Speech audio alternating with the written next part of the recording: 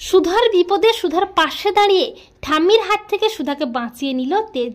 হ্যাঁ বন্ধুরা, আমরা এমনটাই দেখতে পাবো শুভ বিবাহ ধারাবাহিকের আগামী পর্বগুলোতে। রাখি বন্ধনের দিনে সুধার অজান্তে সুধার ভাই বোনেদের বসু মল্লিক বাড়িতে আনে তেজ, আর সুধা তো ভাই বোনেদের দেখে খুব খুশি হয়ে যায়।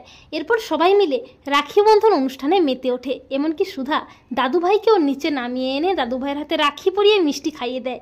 আর এই দৃশ্য দেখে কাননবালা দেবী তো মনে মনে বেশ খুশি হয়ে যায়।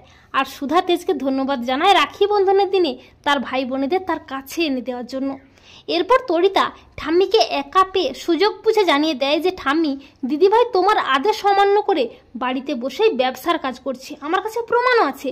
এই বলে তরিতা ভিডিওটা দেখায় ঠাম্মিকে। ভিডিওটা দেখে ঠাম্মি প্রচণ্ড খেপে যায়। পরদিন সুধা যখন রান্নাঘরে আবার অর্ডারের জন্য মিষ্টি বানাতে থাকে সবাইয়ের অজান্তে, তখন ঠাম্মি সুধাকে হাতে নাতে ধরে ফেলে আর বলে, বড়নাথবাবু তোমার এত বড় স্পর্ধা, তুমি আমার আদেশ অমান্য করে বসু মল্লিক বাড়িতে থেকে ব্যবসার কাজ করছো। তুমি এ বাড়ির বড় বউ হওয়ার যোগ্যই নও, আর আমার আদেশ অমান্য করার জন্য তোমাকে তো শাস্তি পেতেই হবে। তুমি এক্ষুনি বসু মল্লিক বাড়ি থেকে বেরিয়ে যাবে।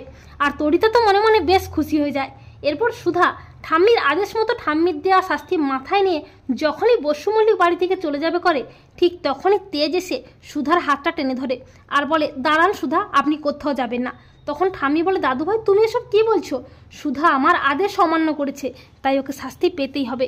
তখন তেজ সুধার পাশে দাঁড়িয়ে বলে, কিন্তু ঠাম্মি তুমি তো ভুল মানুষকে ভুল শাস্তি দিচ্ছ।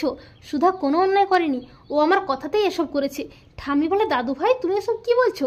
তেজ বলে, হ্যাঁ ঠাম্মি, আমি সুধাকে বলেছিলাম এত মিষ্টি বানাতে।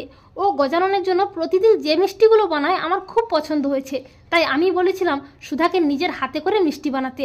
আর ওই সুধার হাতের বানানো মিষ্টিগুলো আমি আমার তেজ বেকারিতে রাখতে চাই। আর নতুন নতুন মিষ্টিগুলো দেখলে কাস্টমারও নিতে চাইবে মিষ্টিগুলো, তখন আমাদের ব্যবসার আরও উন্নতি হবে। তাছাড়া সুধা তো তোমার আদেশ অমান্য করেনি ঠাম্মি, ও তো বাড়ির বাইরে যায়নি, বাড়ির ভেতরে থেকেই ব্যবসার কাজ করছে। তবুও যদি শাস্তি দেওয়ারই হয়, তুমি আমাকে শাস্তি দাও, সুধাকে নয়। আর তেজকে সুধার পাশে এভাবে দাঁড়াতে দেখে কাননবালা দেবী তো বেশ খুশি হয়ে যায়। কাননবালা দেবী নিজে সুধাকে বাড়ির ভেতরে থেকে কাজ করার অনুমতি দেয়। আর তরিতা থোঁতা মুখটা একেবারে ফোঁতা হয়ে যায়। তো বন্ধুরা, তোমরা এটাই চাও তো যে তেজ যেন এভাবেই সুধার পাশে দাঁড়িয়ে প্রতি পদে সুধাকে রক্ষা করে? কমেন্ট করে জানাতে ভুলো না কিন্তু তোমাদের মতামতটি।